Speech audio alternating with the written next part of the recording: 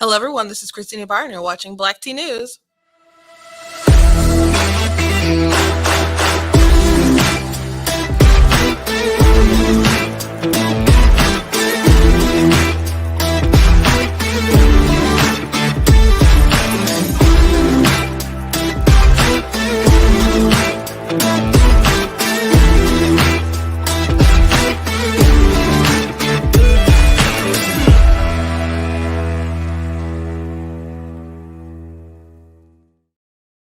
Hello. Welcome to Black Tea News. I am your host, Christina Barr, and today we are going to be talking about this effort now that's becoming more obvious. The Washington Post, about a week ago, maybe, they released an article about adoption. Maybe it was about 2 weeks ago, because after the Supreme Court had their hearing about the Mississippi 15-week ban, and Amy Coney Barrett, who has adopted kids, she's had kids and she's adopted kids, and they pointed out that adoption is an option for women if they don't feel that they're fit for motherhood.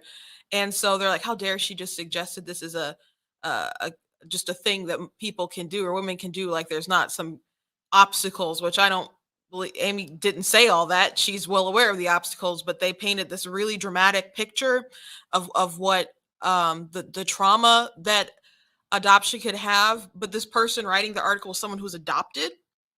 So I'm reading the article, I'm just kind of like, is she grateful to be alive or not?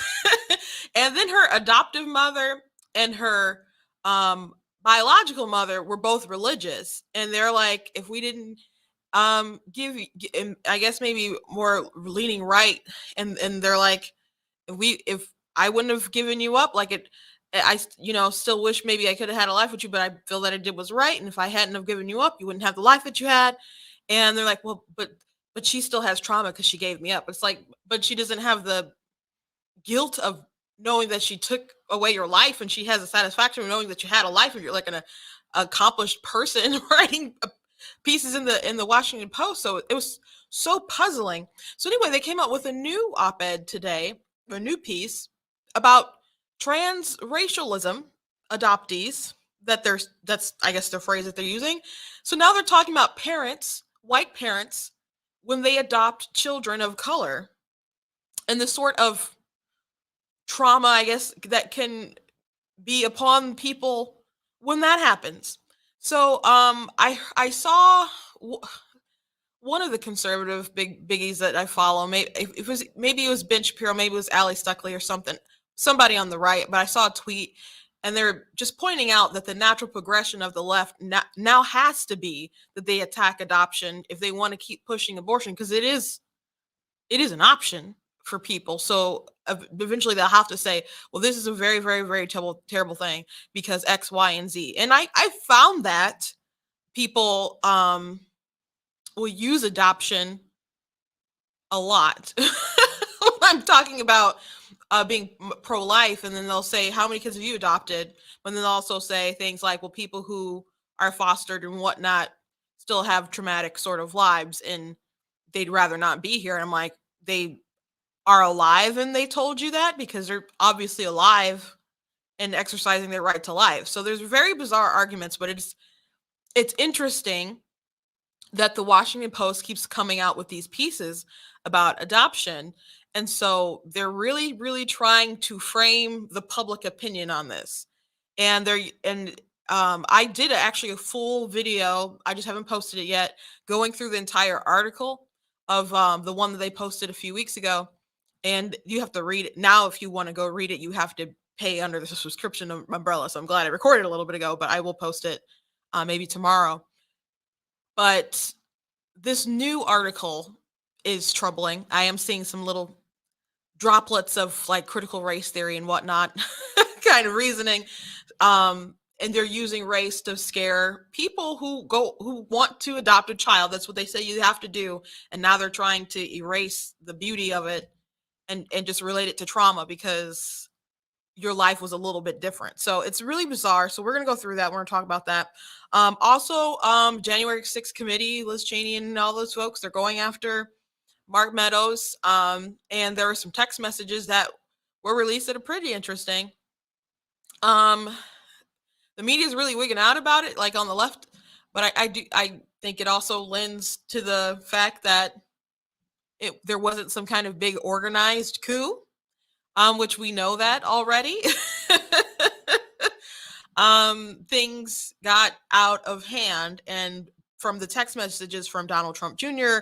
and other people on Fox News, texting Mark Meadows, they're like, is Trump going to issue a statement? Is he going to stop these people? Like, it's gone too far. Laura Ingraham was like, it's ruining his legacy. So all these people that they act like were people who are grand conspiracists, they obviously weren't. It's obviously not some kind of conspiracy coup that happened, even though that's what the left wants to sort of paint it as. So I feel that there's a lot of things the committee's doing that are pretty shady in my opinion. Like getting your phone records without, like, going through the courts and whatnot, is pretty terrible. So they are really overstepping their bounds. And I to what end? I would say they don't want Trump to run again. They want to punish people who supported them. I do feel that they feel that what happened was awful, and who the heck doesn't feel that was awful? But I do think a lot of it is about punishing and prevention and so on. But we'll talk about that a little bit. And also, CNN just doesn't think Fox News should be allowed to be in the press briefing room anymore, because they apparently, Don Lemon went on another one of his Don Lemon dumb rants about how they supported insurrection and blah, blah, blah. Why do they call on Peter Doocy? It's nothing but lies and conspiracies. I'm like, do you know what network you're on, sir? Do you know what network you're on? So we'll talk about those things today. But before we jump into it, I want to encourage you all to go blacktnews.com, check out different content that I have on my website. Follow me on my social media platforms, Facebook, Instagram, YouTube, TikTok. All my handles are at Black Tea News. The only one that is different is at Twitter, and that one is at True Black Tea. That is also my backup account for my TikTok. I got hit with a little naughty strike last night. Reason is I released a video. If you haven't seen the video, please go look at it, go share it. I one of the articles that I wrote about Kyle Rittenhouse and critical race theory, I decided I would put it in like a 3-minute little documentary. And I made sure it was 3 minutes so I could put it on TikTok. So after I got out of the I was done with the show last night. I changed it a little bit, because there's a part with rooftop Koreans that's mentioned. And in the video, I show them like with their guns. And I'm like, I think that you maybe can't do that on TikTok. So I made sure to change that section. So I went ahead and I posted it. And so I went to a Christmas party last night and had a good time, talking and whatnot. So by the time I got home, I looked and my video was slammed, and it said it was flagged for hate speech. Now, I'm like, it wasn't hate speech. I know it wasn't hate speech, but sometimes they do flag stuff. You're talking about racism, whatnot, like automatically. And I've had things that were about critical race theory that have been flagged automatically, and then they took forever to review it.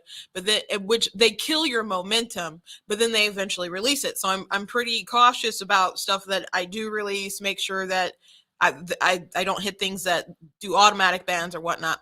But anyway, they hit me with the hate speech. So I wasn't terribly optimistic. I appealed it, and within a couple minutes. And when it's a quick turnaround, I'm not usually optimistic. I'm not optimistic that someone actually took the time to look at it. But when I looked at it, they said they can't restore the content.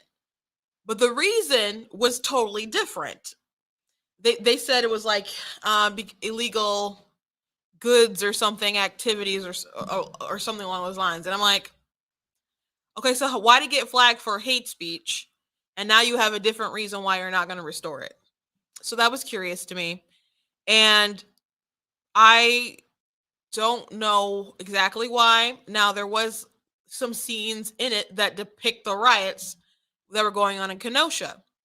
And if we're going to acknowledge that those things were bad and that stuff going on during there was a riot, and therefore they didn't think that I should be able to show some of that stuff that happened, I guess at least we can put it to the myth to rest that it was a peaceful protest and that there were merely BLM protesters that night and people didn't have to protect their property and their businesses and whatnot.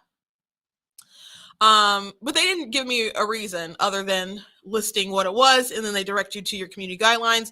They do not tell you, hey, this specific part of this video is why we kicked it off. So they're not going to restore it on the app. I'm not going to press my luck and repost it there. And then they slapped me with a little temporary ban. So I can't post anything until maybe about 6 o'clock tonight. So I have a couple things in my draft.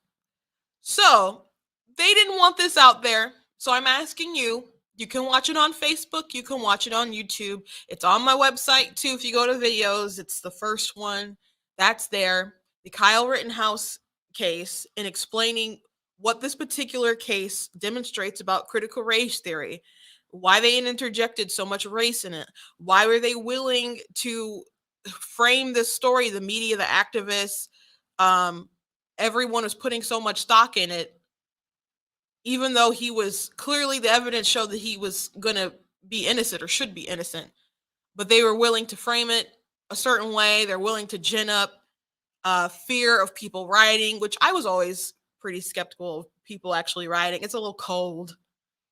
And maybe if he did actually shoot Jump Kick Man, which was who was black, but all the people were white. Now, some people didn't know that all the dudes were white, but I just didn't feel like there was enough outrage at that time to do all this stuff. And you have to remember 2020, a lot of people were locked down. And when the people went out and started rioting, it was just like an explosion of feelings too.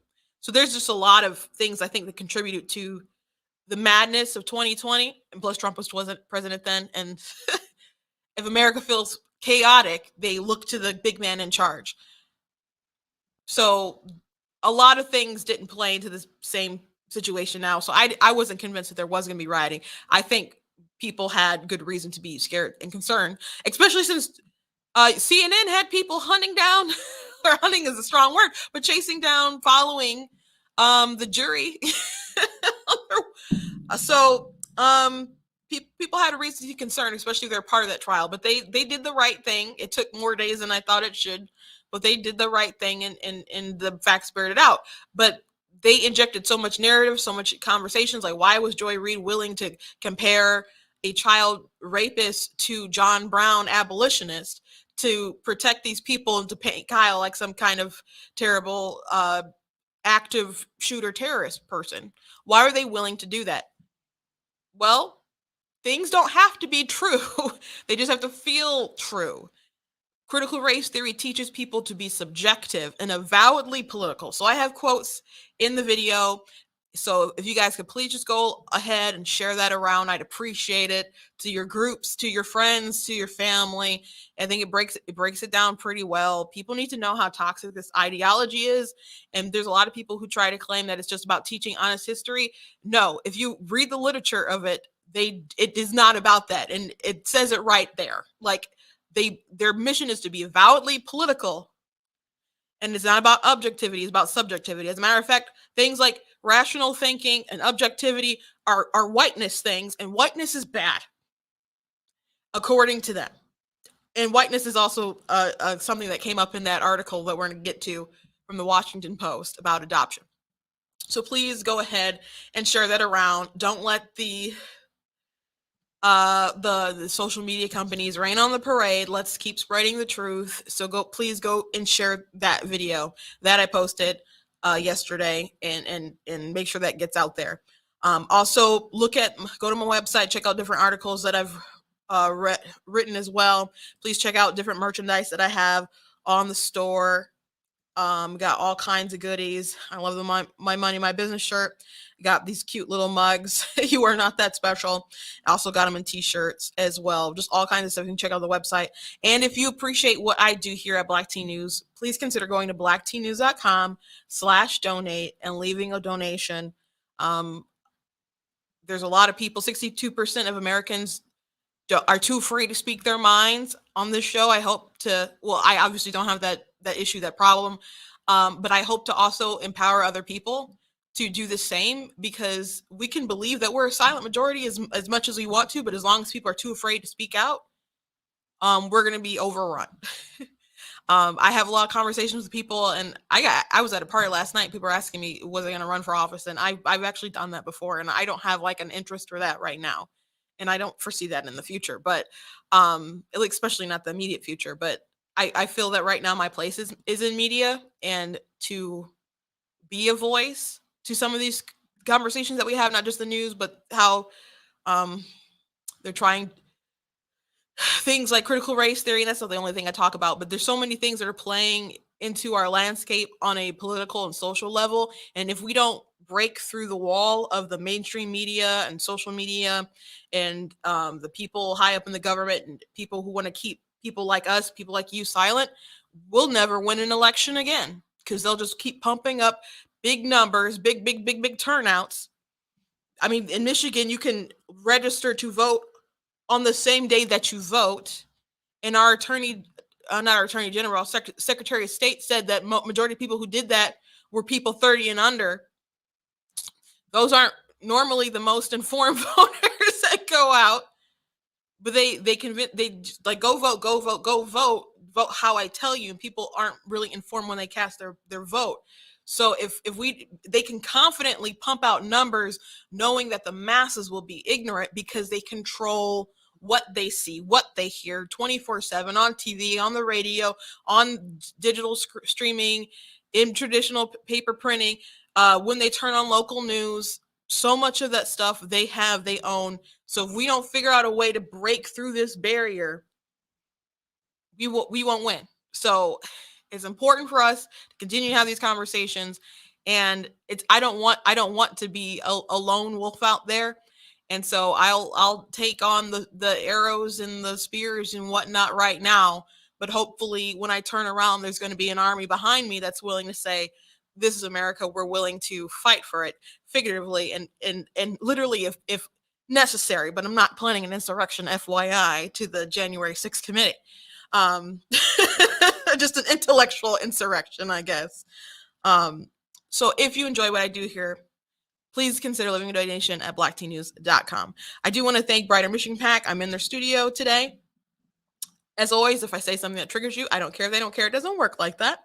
But I just speak my mind, and I'm just using the space, and I appreciate them giving me the opportunity to do it. So please check out Brighter Michigan PAC. So I don't have a funny meme for you guys today. I'm sorry. But I think CNN is pathetic enough that we can just call them a meme. So CNN is upset because, well, they don't like Fox, and they have to talk about Fox because no one, and we talk about CNN because they're bonkers people, but they have to continuously talk about Fox because Fox is number one, and we talk about CNN because they're easy to mock and it's fun on our side. But they really need Fox in their mouths for their ratings, because when they can't have Trump in their ratings, things just really plummeted down. So they got to keep talking about it. So anyway, they're upset with Peter Doocy's questions, which Peter Doocy, sometimes he'll have like some straight gems. Other times, they seem a little petty, but most of the time he's the one in the room asking the tough questions, and everyone else is just like trained seals and whatnot. She doesn't get not as much pushback as she really should. Normally, when something goes kind of viral and it's someone pushing back on Jen Psaki, it's Peter Doocy who has asked a question, and they just can't take it. So Don Lemon wants to know, hey, why are we even allowing them time? We know all this. Why does Jen Psaki even continue to call on Fox in the briefing room? And I mean, they've been very courteous and, I should say, kind, because if your network is promoting BS and lies about what is actually happening in the country and helping to inspire and incite an insurrection, why should they even be able to take part in a legitimate press briefing, in legitimate journalism? Yeah, it's so tough because there are reporters still at Fox, very few getting airtime. And the last real good one just left the building. Same question, Brian. Even though she makes a very good point, even though they have vaccine rules and mask rules and mandates at their own places of business, but why? The question about why did they even allow Fox to pretend in the briefing room that they're a real news organization? Well, I think we'd say historically, you got to keep as broad an opening of the press corps as possible, let in as many voices as possible, even let in cranks. And there's been a lot of cranks in the briefing room in the past, not Fox, but just randos that are able to come to the briefing. I think historically that's been the approach. Let as many people in as you can possibly fit in the room. But today at the briefing, what did Fox ask about? The Christmas tree being set ablaze, which was awful last week, and I was really disturbed to see it. But no one thinks that's the top 10 story in America today, except at Fox News. So what we have to do, I think, is recognize it for what it is. And you've been documenting it, Don. We've been trying to document it. Fox has changed dramatically. And these text messages tonight are more evidence that this media ecosystem has changed dramatically. Yeah. And we can't view it the way we did 10 years ago, where, there's a bunch of channels and one leans left and one leans right. No, One now leans so far from reality that it's imperiled the country. It's obvious they don't care about the truth. Anytime you see something on their air or you read something, you're like, oh, it's Fox. Well, you got to take it with a grain of salt. Thank you very much. I appreciate it. So I just want to remind everyone that was CNN saying that. I'm old enough to remember when Trump was the president. Were you guys like alive back then? I know that was so long ago. I know I'm an old person now, but I'm old enough to remember that back in the golden years before the dark winter. I remember those times, and I remember a press that was pretty hostile to Trump, yet, he had press secretaries that took their questions, and maybe they're a little aggressive punching back at what, Kayleigh was pretty, ready to go, and Huckabee Sanders was pretty ready to go. Even Spicy, as they call him on SNL, they had good skits with him. He was ready to go for the short time that he was there. But they would call on people who were hostile to them, asking dumb questions. I remember when Jim Acosta was there being like the adversary, and they're like, we're so important fighting for the nation, asking the tough questions. The president he's damaging our democracy because he's so mean to the press. Let's just forget about the fact that Obama prosecuted and spied on journalists. But Trump is so mean, and he's ruining democracy.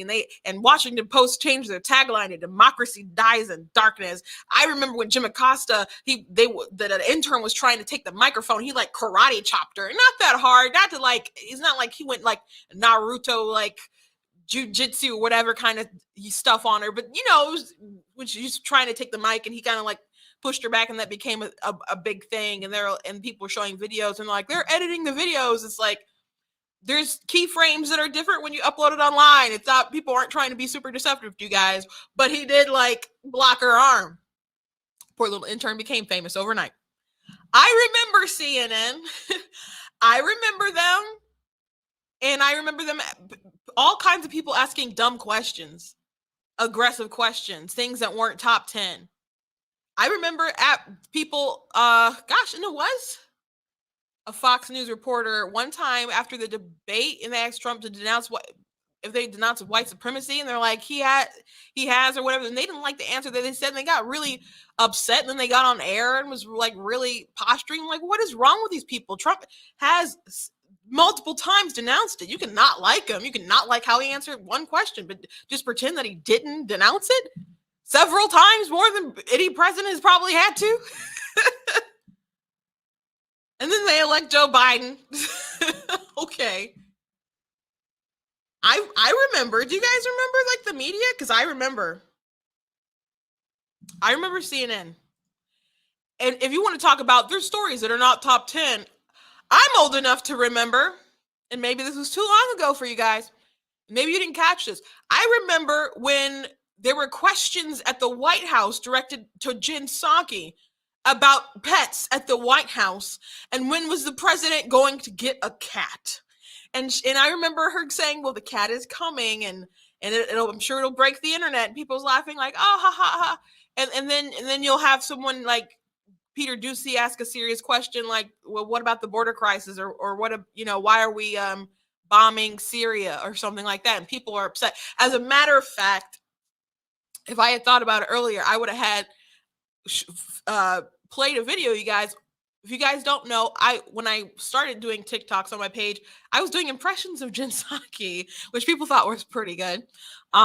Maybe I should go back to it because I do have a red wig now for my super bass video. But I had one skit where the journalists are just like all excited about Jen asking dumb, like frivolous questions, like how does he like being the president?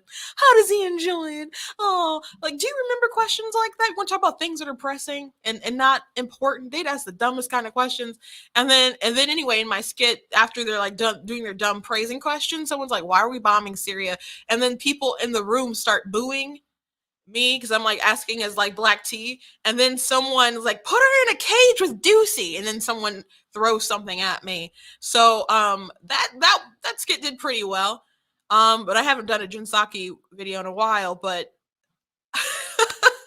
so I used to be more glued into her dumb press briefings every day. But people were asking ridiculous questions. So yeah, someone set the Fox News tree on fire, and it was awful. And that person got released without bail. And so he asked a question about it, and they're like, "Oh, Peter Ducey." But the fact that question just inspired this whole rant, like, why do they even let them speak? They give into conspiracy theories. It's not real news. It's so far from. It's not even to the right. It's just delusional. Did they not just have to get rid of Chris Cuomo, his Don Lemon's buddy, his buddy cop film dude? Did they not have to just do that? Get rid of him because of the scandal with his brother who was covering up nursing home scandals, which I'm sure Chris knew, and he'd come on the air with a giant cotton swab like, "Oh, it's so fun, this is CNN," and he defended like it was funny, it was great, like it wasn't professional. But Don Lemon, who'd be like, "These are peaceful protests." I heard Don Lemon defend Antifa because they're like, he's like, it's anti-fascist. Okay, so what? They're not fascists because they claim they're anti-fascist? Are you that dense? I don't think he's that dense. He's just playing a game. A lot of news anchors play games. They play up to their audience, sure, but that just makes you a performer. It doesn't make you a journalist. People know where conservative commentators on Fox sway. And maybe Chris Wallace was sick of it and decided to go. But if he left Fox because he wanted to go to some kind of bastion of fairness and journalistic integrity, I don't know why he's going to CNN. I don't know why he's going to CNN. No, maybe someone was like, "Hey, you can come over here. You go on our Plus channel," and he's an older gentleman. Maybe he wanted, some more time that will be a little lax for him because it's digital on Plus or whatever. So maybe it's something to that regard. I don't know. Megyn Kelly left Fox because she claimed it's because she'd have kind of more different time with her schedule with her family and whatnot. But that didn't end up working for her at ABC. Was it ABC was it ABC or NBC? I can't remember which network it was. Was it Good Morning America? They let her go because she kind of defended blackface, and her conversation wasn't warranted. I think all the outrage that they did, but they got rid of her, and now she's doing her podcast, and she's probably happy and fine with that. But I don't know why Chris Wallace up and decided to leave. Maybe it has something to do with these text messages that got released with Mark Meadows. Maybe he was sick of Fox and the conversations or whatever, and felt it was a different place. He's been there for a long time. But if it has anything to do with some kind of integrity, going over to CNN was not the answer. And Don Lemon has some nerve. It's just a protest. It's peacefully protesting. Do you guys remember the Chiron at the bottom? There's like black anchor, and there's fire behind him, and it says fiery, mostly peaceful protest. I remember that. Maybe you guys are too young. Maybe you guys are too young. But I can remember back to those days of 2020. It's just so disingenuous. So disingenuous. Want to talk about important things to cover? I haven't heard. No, I don't watch CNN religiously, but I don't know if they've covered their pedo producer. I don't know if they covered that story. So I remember when Don Lemon went full-blown communist and said the people who defend their property or have the nerve to defend their property, their street, their country, that's a privileged opinion. And if he has a problem, he'll call the police. No, Don Lemon, that's a privileged opinion. That is a very privileged opinion that you have the full confidence when something goes wrong that you can, with a flick of your phone and dialing a button, that someone will be at your beck and call. There's a lot of people who don't actually have that privilege and have to depend on themselves to protect themselves and actually want to protect their property.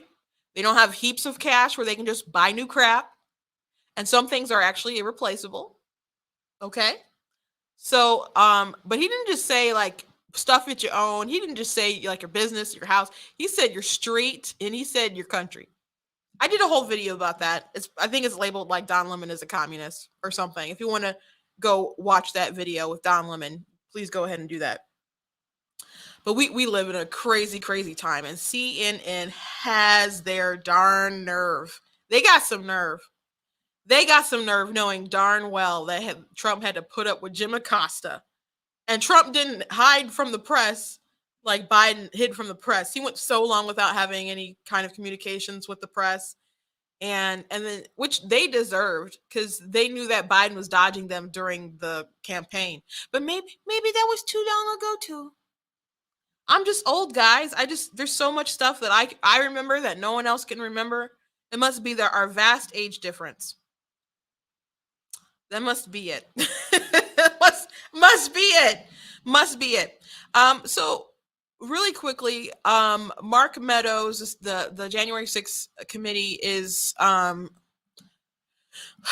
going after him. There were some text messages that they obtained, which, by the way, they are going after people who weren't even there, but they want their phone records. There was someone that I think Verizon said, I think it was Verizon, that if you don't find a way to like legally stop us, we're going to just hand over your stuff. So FYI, as a normal citizen, I think you should be concerned about some of your privacy and what can happen if you become an enemy of the government.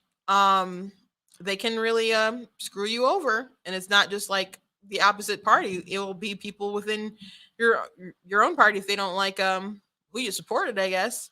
And I just want to make it clear, I don't know anyone who condones what happened on January 6th. When it happened, I know some people who went to the rally. I don't think I know anyone who personally tried to go inside or was there at the Capitol. I think I may know like some secondhand people who, or third person connection or something like that. But when people ask like, are you going up there? I was just like, no. I'm just like, I think people, at this point, they should just handle their grievances a little more gracefully, I guess. And I did not like the fact that Trump was like leading the rally. And so at that point, and when everything broke out, I'm like, you guys got played. But if people who did things that were criminal obviously need to be prosecuted, but there's people who are being held that are like political prisoners. And they're overreaching a lot with this panel. And I'm not saying that people aren't concerned and don't feel that they are patriotic, still continuing with some of this stuff.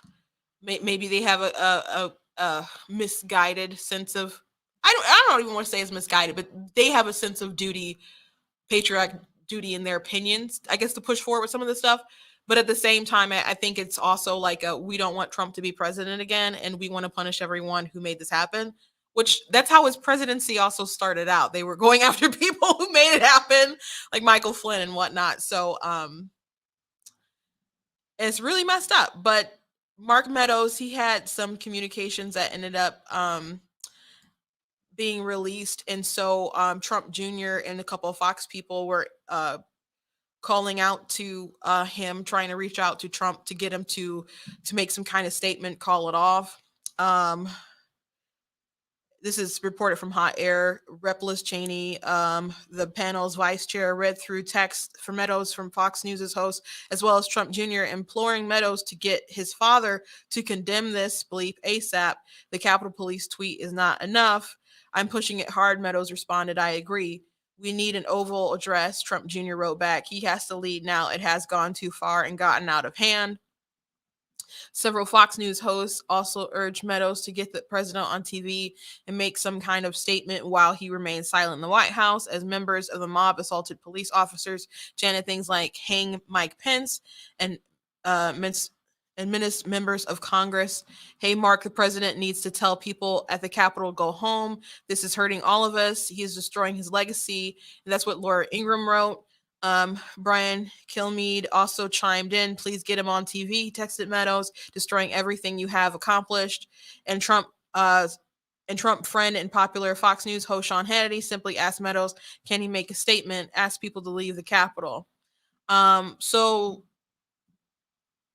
if people thought all these people were sort of involved, which CNN and other people have implied from time to time that there was some kind of mass conspiracy theory to make the riot and actually have an insurrection. Obviously, people are like, whoa, this blew up. This got out of hand. It needs to stop. And so if people think, if people are under the impression that there was some kind of conspiracy mass, like people showed up to overthrow the government, that is just a hysterical opinion to me. It is just a really hysterical opinion. If people wanted to do that, why? There could have been a better led effort to make that happen, but people showed up, and people keep saying they want to overthrow the government. They felt that the government was stolen from them, so they went there, hoping that people would do whatever legally within means that they thought were legal. So people didn't come there with guns ablazing hoping to start some kind of new civil war. That's not what happened. And if you still believe that, or if you're still talking like that happened, that's just not anywhere in the realm of what happened at all. Any sort of rational thinking. Like Don Lemon said, that Fox News is so far right that they're not even in reality. That's what they are. That's where they are. Continuously keep pushing this. And Biden and them, maybe they believe the story that they've painted to a degree, but that's just the reality that they've painted. It doesn't mean that it is the actual truth of the matter. Now, was it a riot? Yeah, it was. And that was terrible. And I could have died from secondhand embarrassment watching it all go down. But was there some kind of massive conspiracy theory to overthrow the government? That was a really, really poor attempt, if that was the case. Really, really, really poor attempt. So now I'm interested what Don Jr.'s tweets to his actual straight to Trump might have been if he tweeted them. Because I imagine he probably tweeted his dad, but he was tweeting Meadows. Maybe he couldn't reach him. I don't want them to go after those texts, by the way. I'm kind of like hesitant to even say that. I'm just like kind of curious. But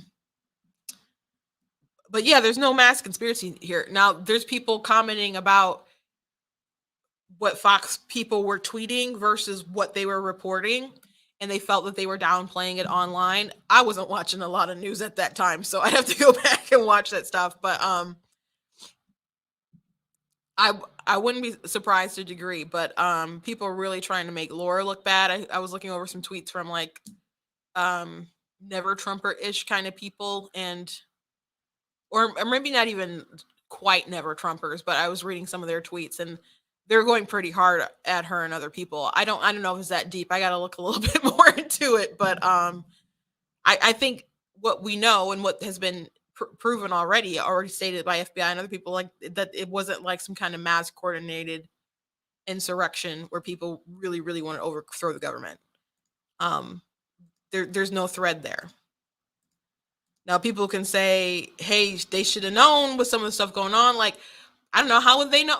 I've been to Trump rallies. This stuff doesn't, it, like, people kept painting like Trumpers and stuff was violent and whatnot. That's, you may find like a clip or two of like a thing here and there, but I've been to, I know there's people who've been to way more than I have. I didn't go to like anything in 2020, but I went to a lot in 2016, and it's just like, that's not what happens. They're like fun, they're safe, they're, there's people of all kinds of nationalities just hanging out and whatever. So people definitely had different high energy and outrage and anger, but you probably still didn't expect something like that. Now, do I think maybe you should have known that was a perfect opportunity to get played? I think so. But was there some kind of deep, we're going to overthrow the country right now? Why would anyone do that? Trump's not stupid. Like, it obviously wouldn't be successful. So people who believe there's a deep conspiracy, it just doesn't make any sense. It just makes good talking point TV. So if you did something illegal that day, shame on you. But as I said, I do think that some people are like being held as political prisoners. And it's dramatically changed the country. I mentioned yesterday that when I met Gates, he was talking about how he has a difference ever since January 6th. Like, the Democrats really treat some of them terribly, won't even like go on the elevator. It's like war. Like they act like they really were trying to help subvert democracy and tear down the nation. Which is interesting because the policies and stuff that they push, like, obviously are tearing down the nation. The bailing out rioters and whatnot. I mean, continuously calling them peaceful protests while there's fire in the background and just all kinds of crazy stuff. We just live in a world that's not honest. So anyway, I'll watch this story some more, but I think it's interesting for sure. But people may find these problematic, but at the very least, you know that it's not some kind of coordinated coup that happened. And people who are saying that, I still think it's a pretty hysterical opinion. Now, let's talk about this Washington Post piece. Now, as I said, they released a piece like 2 weeks ago. It was after the court hearing on the Mississippi ban, because everyone's freaking out about Roe v. Wade, and Amy Coney Barrett, who has adopted children, she's had her own, naturally, but she's also adopted as well, mentioned the fact that women who don't want to be mothers, they can put their child up for adoption. So there's this big piece about how people can have trauma after they're adopted. And the person who wrote the story was adopted. Her mother gave her up, and she's obviously alive and writing for the Washington Post. She's, she didn't cure cancer or nothing like that, but her life is significant to the people around her. But she was still arguing that adoption shouldn't necessarily be the way, because her mother, because she did eventually meet her biological mother, but her mother has trauma because she would wonder what her daughter was doing out there in the world.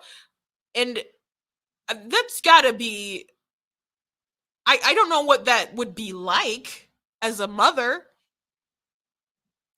but what do you think would be like to know, oh, I took the life of my child? Like, I've seen women and talked to women with regret. And I posted a video of someone on TikTok. Her name is Anti-Communist Goth. And she used to be very, very, very pro-choice. She would go to the meeting, to the rallies and stuff. And after she was at a very bad place emotionally, mentally, relationship-wise, when she got that abortion. And she said She didn't really regret it at first because she told herself that that was what she needed to do. And eventually it caught up with her. And so she has such deep regret about that. And she got a lot of love from sharing her story. She got a lot of hate too. People lashed out. It was like, well, that's just you. Or why are you trying to discourage women from having an abortion? Because she sees it's a mistake and she's been that woman before. She's been an avid pro-choice person who made the decision of her body, her choice, and she realized it was a gigantic mistake and she lives with regret every day about what she did. But people don't want to share those stories. People don't want to share those stories. So I think it would be better if people were at least I gave it your best shot. And that's how her mother feels. And her mother and her adopted mother are both like religious. So to me, the piece comes off as I'm a hipster who wants to stand out. So I have to have these opinions that are so extreme, even though I owe my very life to conservative type of values, but I have to resent it because that's the circle I'm in. That's what it seemed like to me. And I believe the person who wrote the article is Hispanic and her adoptive parent was white. So, there's a lot of people who feel like they really, really, really have to overcompensate, and they go pretty far left sometimes when they're trying to overcompensate. So that's what I got reading the story. If you go try to look it up now, you do have to pay the Washington Post. But I did actually do a video, me reading the whole thing. I haven't posted that yet. I will probably try to post that tomorrow. But I added my colorful commentary to it. It was a long piece. I read the whole thing. But it was just pretty bizarre to me. So now they have a new piece about transracial adoptees.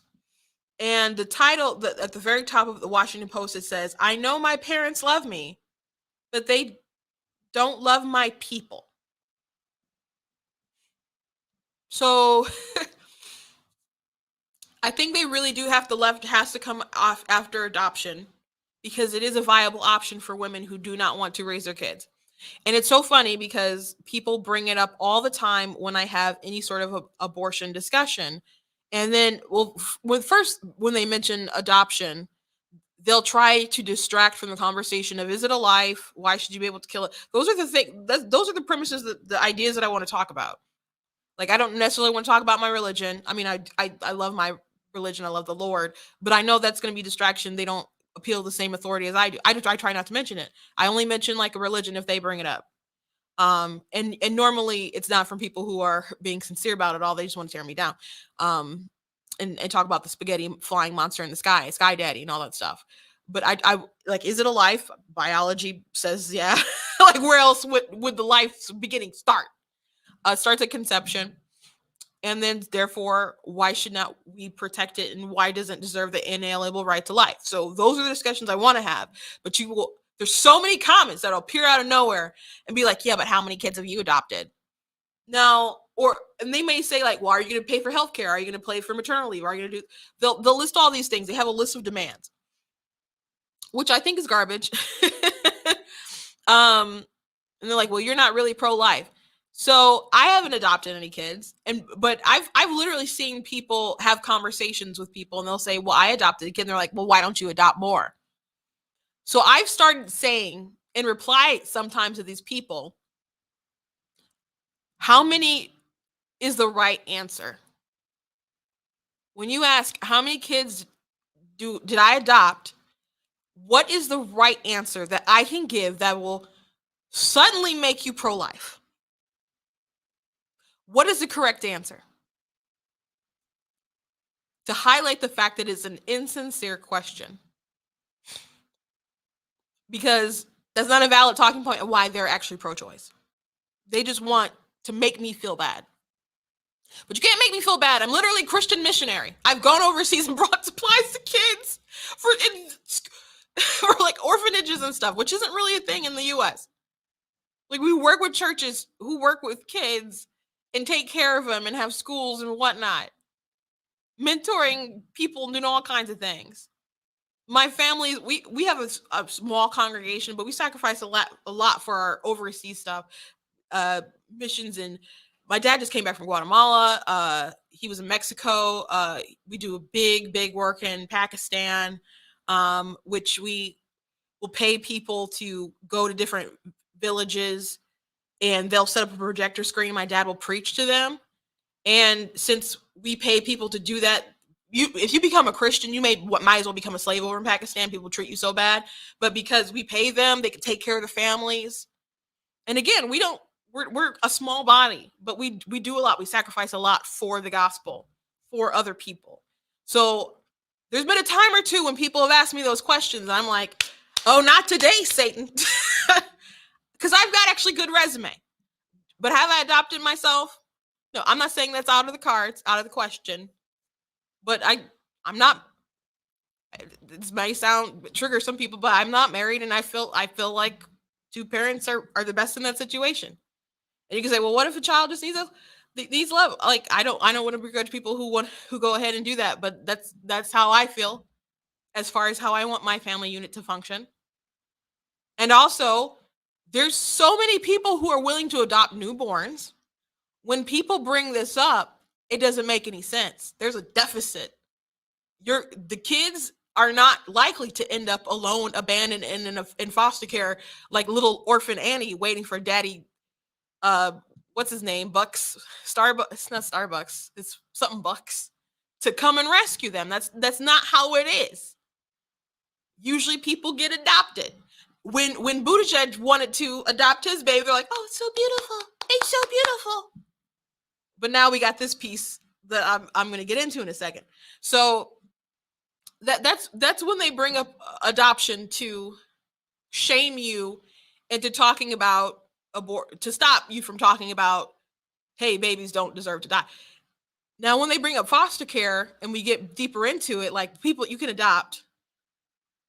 Now, usually with foster care, the state has taken children because I don't know, maybe their parents were crackheads or something like that. I'm not saying that's like every situation, but it's just a scenario.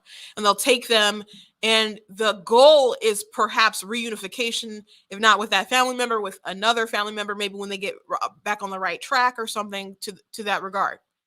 So when people say adoption and they think foster care and they think orphanage, they don't even understand how they all function when they just throw these words out there.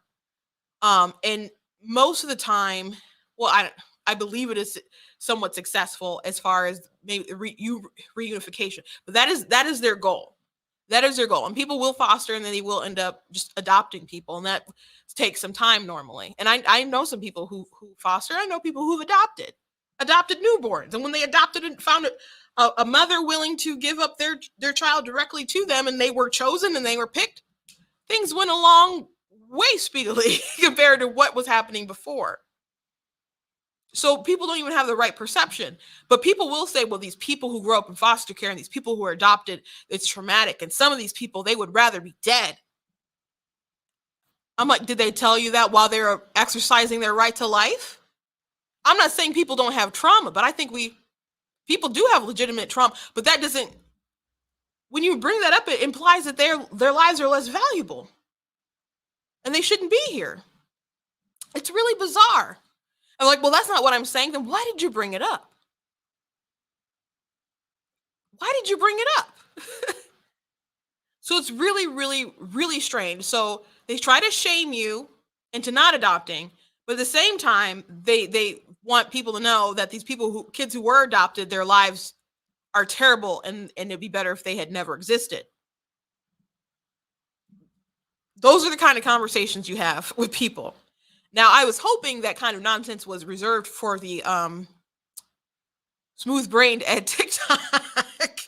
But here we have the Washington Post writing this piece. I know my parents love me, but they don't love my people. Now, growing up, Angela Tucker felt like a racial imposter. She may have looked black, but she didn't feel that way. Tucker, 36, is an adoptee raised by white parents in a city that was 88% white. When she was growing up, it left her disconnected from music such as jazz and blues music. I don't. Like, I know a lot of black people like jazz, a lot of white people like jazz too. Okay. Probably doesn't know how to play spades either, huh? I don't know how to play spades, but I will kill you in Uno.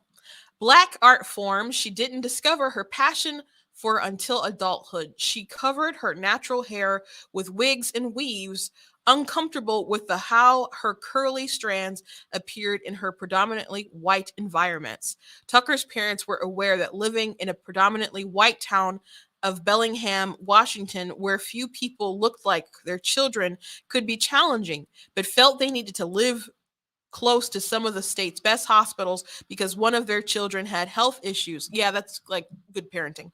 My parents were also open, really open to talking to me about why it was that more predominantly white places had better medical care, said Tucker, but it didn't help me to really get a great understanding of my own identity because I didn't see racial mirrors. Transracial adoptees, people raised by adoptive parents of a different race or ethnicity, are experiencing their own racial reckoning as the nation confronts its historical scars. Now, transracial adoptees is a new phrase to me. Reading this article, when I read it, I was like, so that's a new thing. That's a new thing to me. At least to me. You guys, maybe you've heard it. That's new to me. Most of these adoptees involve white families and children of color who now, as adults, are reflecting on the racism they experienced that their parents couldn't see and are rarely talked about. Classmates' racist comments about their hair and eyes were dismissed as harmless curiosity. America's racial dynamics were explained in the language of colorblind idealism. See where the critical race theory stuff comes in? Colorism, color blindness, bad. Color blindness, bad. Now, people of all different ethnicities and even like similar ethnicities, but like kind of different backgrounds to get different kind of hair, people react differently. Now, the interesting thing about this and her trauma or whatever, I wasn't adopted.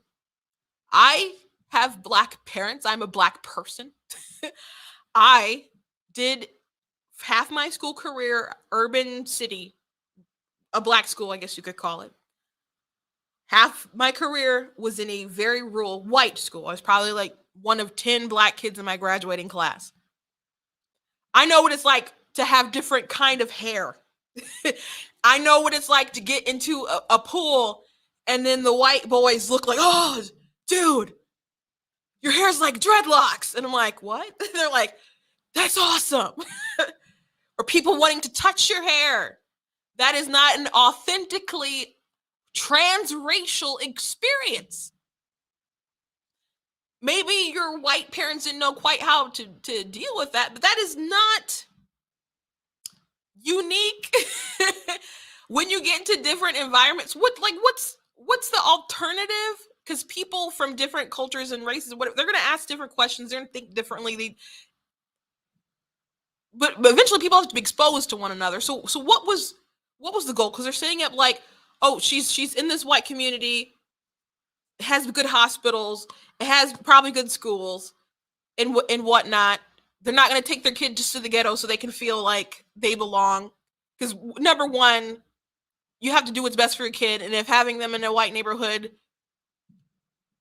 a neighborhood that happens to be white, is the best thing for them, especially since they have another child that is ill, that's what you got to do. But things that they're starting to name is not exclusive to her experience as someone who happened to have white parents. That it's something that you can experience just being around white people. So they're trying to be so woke, but they're just so lost. They're so late. This just isn't new. Oh, I wonder how old this person is. I'm 32. This is childish. The propriety of cross-cultural adoptions has been debated for decades. In 1972, the National Association of Black Social Workers took a strong stand against the adoption of Black children by white parents. Several years later, the Federal Indian Child Welfare Act was passed to address the wave of Native American children being separated from their tribes and placed with white families. The national conversation about systemic racism driven by George Floyd's death in 2020 has cast a new light on the interracial adoption and prompted transracial families to confront the unspoken cultural divides of their homes. I don't doubt this. But here's the problem. Like, they didn't see the racial things in the George Floyd case. Well, you know what? Who else didn't see the racialness, the racism in the George Floyd case? The people who prosecuted the darn case. There was no hate crime alleged. It was not part of the case. The AG Ellison, they did not have the data, the information to push that in the trial. It was not I watched quite a bit of it. I can't say I watched every second of it. I definitely watched all the closing and stuff. But race was not a part of that case. I know race was a part of the narrative, but they didn't have any evidence that race played a role. And I'm sure race had a big role in the conviction. I mean, and they had people on the jury who basically got on there to perform activism. A lot of people feel like he got what he deserved, but he didn't get a fair trial. I'm just going to be honest. But they did not prove that it was a hate crime. They didn't prove it was hate crime. So the national conversation about systemic racism driven by the George Floyd's death in 2020 has cast new light on interracial adoption and prompted transracial families to confront the unspoken cultural divides in their homes. I mentor a lot of youth who are really struggling because their parents don't see the racism within George Floyd's murder, for example, or won't let their children go march, Tucker said.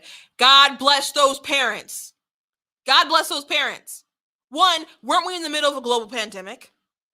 People couldn't go to churches. People couldn't go to school. People couldn't buy seeds at the grocery store that they were already in because it wasn't essential. People's businesses were closed down. But it was okay to go out and march because that was politically what people wanted to do. But people weren't just marching, people were rioting. Some of these were breaking out into riots. So if that was like, hey, there's some stuff going on, and people are like looting, and some of the stuff was breaking out into riots, probably not a great idea. If that was you out there somewhere, white parent with your Black children, Hispanic, whoever, I really don't like BLM. People know this. People know I don't like the group. I've written articles about it on blacktnews.com. I don't like the group, and I don't like the movement. I don't like the movement because of the narrative that they pushed on people to this height of this hysteria, as if cops are just going down hunting people. I'm not saying that there's not bad cops. I'm not saying there's not racist cops. There's probably a lot of them. I don't know. But what we do know is that they didn't have any evidence to prove that this was a hate crime or that race played a role in this. That's what I know. But I know that every single darn TV show that was scripted and had to do with like real world stuff had to start incorporating BLM stuff. SWAT did like an enormously captivating propaganda. It was wonderful propaganda, but it was propaganda nonetheless. The Shamar Moore show. And this just breaks my heart to go on. And so for these kids, it's confusing because they are like, I know my parents love me, but they don't love my people.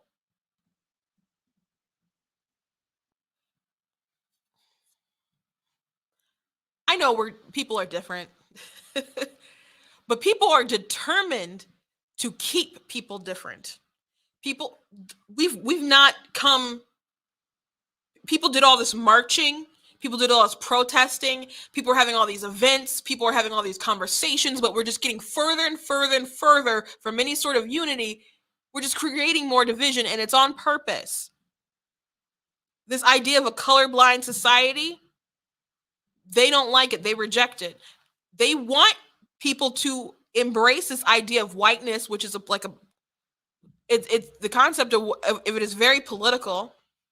I did a video some time ago. The Washington Post did a video talking about whiteness and racial identity, and I did a react to it. So please go watch that if you have not seen that video.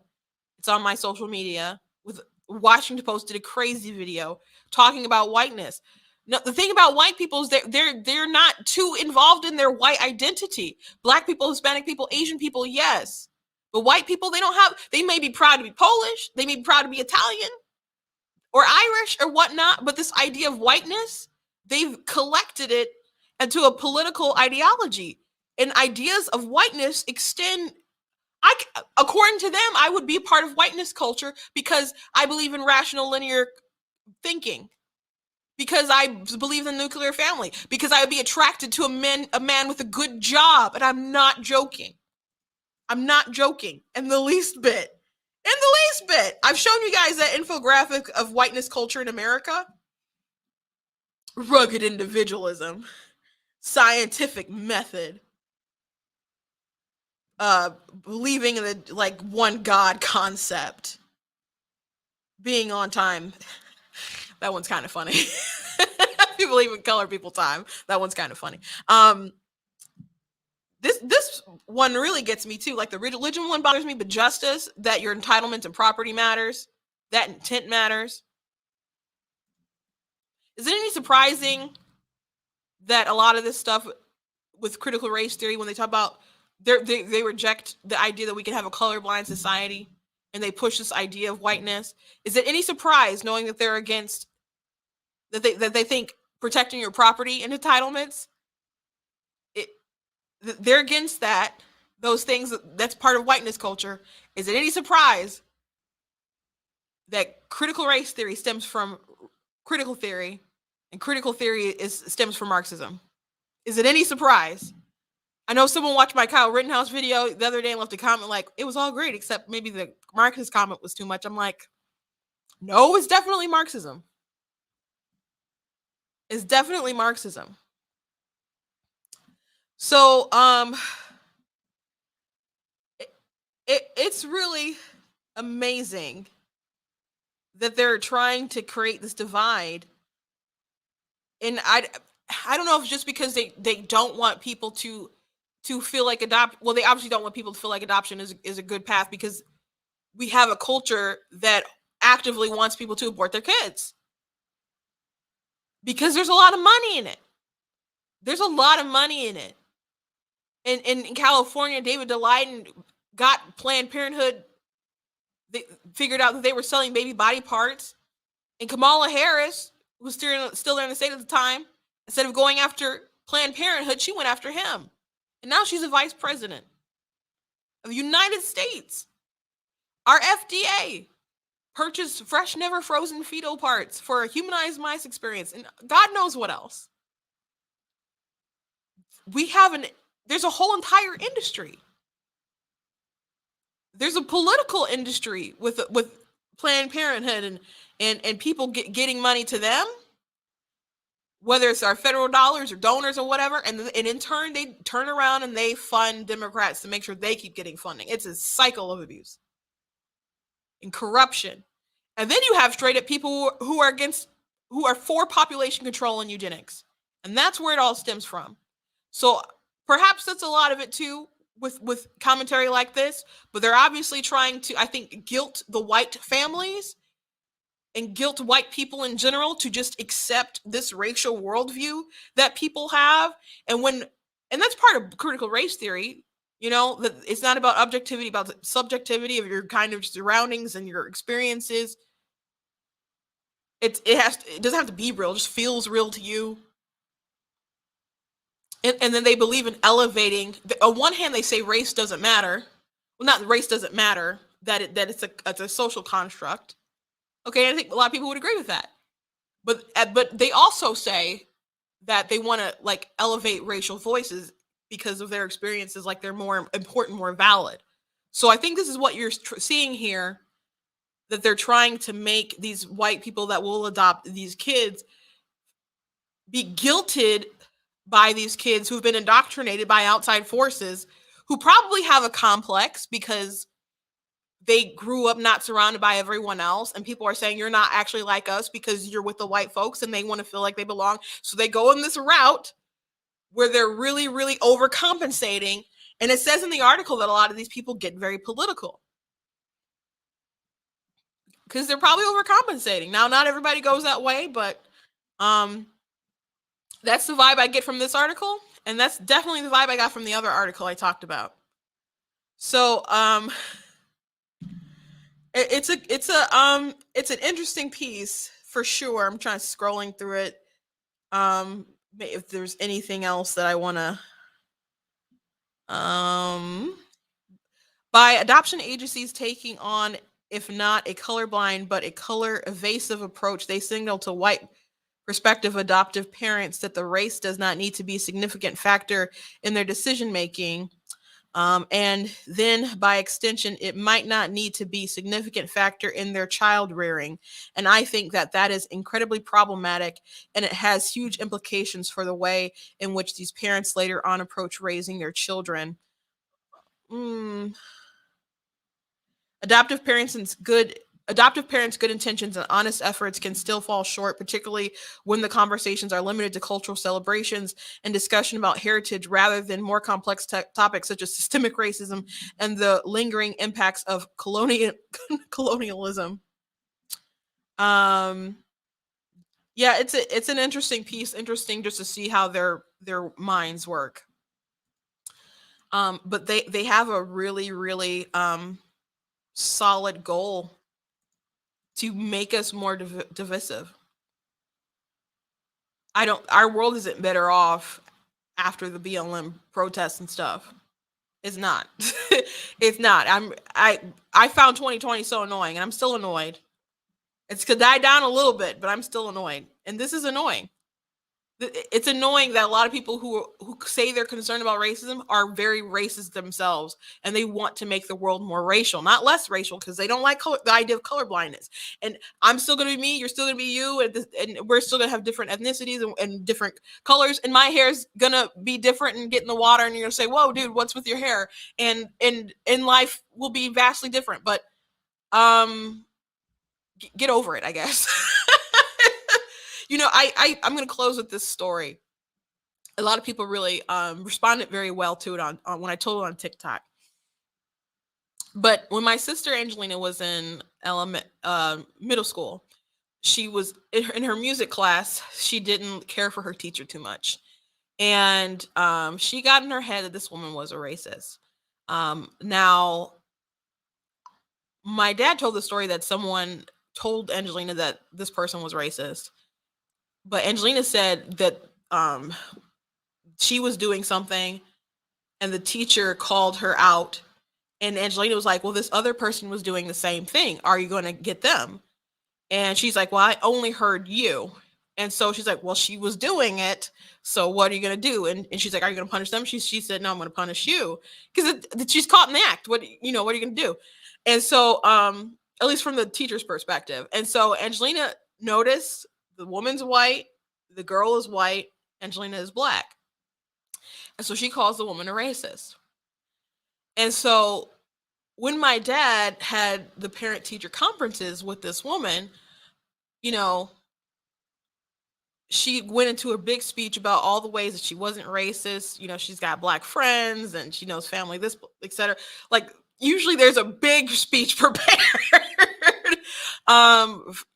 When you accuse a white person of being racist, they're like horrified a lot of times, and there may be some big speech that follows. And so my dad said she was really trying to convince him. It was going on for a while, and he just kind of starts laughing. He says, lady, I don't care if you are racist. Angelina has to learn to work with people who don't like her. And so Angelina at the time was upset. That's a harsh lesson to learn. And she felt a little bit like he wasn't taking her side, but no, to my observation from an outsider, kind of seems like she jumped the gun a bit. And my dad said he didn't really think the teacher was a racist, but he also didn't care about her big speech. And Angelina still had to learn that life lesson. So after I told that story, I said, this is America. People have the right to not like you. And tolerance is accepting the fact that not everyone's going to like you, but still being cordial and respectful to people. So people aren't going to ever, you can't guarantee that people are going to like you. You can't guarantee that people aren't going to be racist, especially with all the crazy stuff that we're doing today. People are going to be more racist than ever, honestly. I think so. But a lot of people throw the word trauma around a lot. And there's a lot of people who have faced trauma, but I think we use that word a lot, too much. You can, and too many people want to hold on to it. You know, when people make comments, like I said, I went to a school that was predominantly white, like for half of my school career. It was like middle 7th grade, we moved. And there was a lot of kids that would make comments. And I know Angelina got a comment or two that was out of pocket. And maybe that's where she's also kind of coming from with some of her assumptions there. Someone did call her an N-word on a bus, and she punched that person in the nose. Got her good. But I dealt with people. I've had some off the mark comments made to me before, but most people, when they say things, and maybe they come off as a little ignorant, but they're ignorant. It's not malicious. So I just try to have conversations with people and make them kind of understand and come from my perspective. And also my perspective is still my perspective. There's other Black people who felt differently. So I know some people who prefer to be called colored and don't want to be called Black. That's weird to me.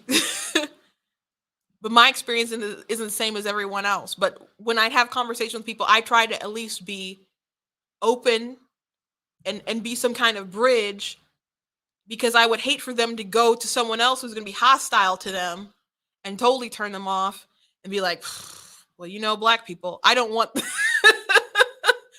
I want people to just communicate as people. So if you don't understand, you don't understand, but we can have conversations.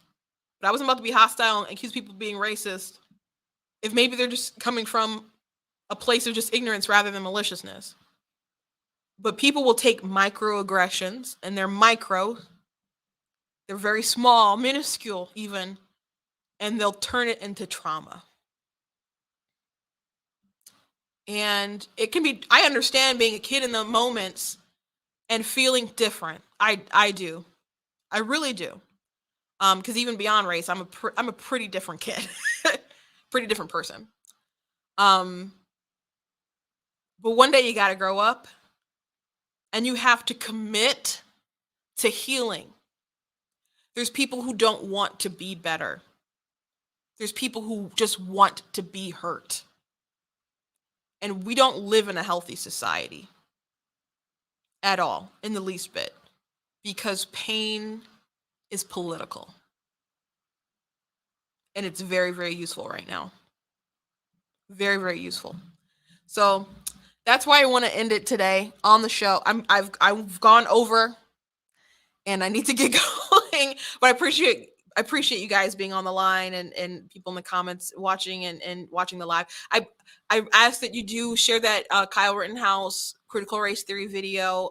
Share it all over wherever you can. Please like it, comment, help boost it up. Please go to blacktnews.com, check out content that I have on the website, different articles that I've written, I referenced throughout this piece. Please go look at other videos that I referenced, like the Don Lemon is a communist. And if you haven't seen the Washington Post whiteness video, you got to go watch it. And you might as well watch my reaction to it so you can at least get some good commentary and don't have to cringe. You'll still cringe, but at least you're like listening to commentary at the same time. So if you haven't seen that, I recommend that you do go watch it, because it's pretty darn wild. How much they're just really trying to divide our world. And I ask that if you liked this commentary, you like the news of the day, you like what I do here at Black Tea News, I ask that you go to blacktnews.com/donate and consider leaving a donation on the website so we can continue to grow what we do here at Black Tea News.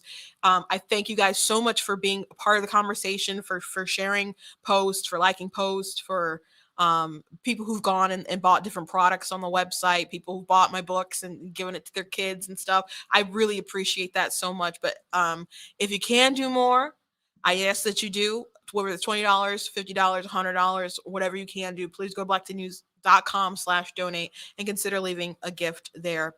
You guys are great, and I look forward to tomorrow. I apologize for going a little bit long today, especially to someone who was waiting for me on the other side. But God bless you guys, and I'll see you tomorrow.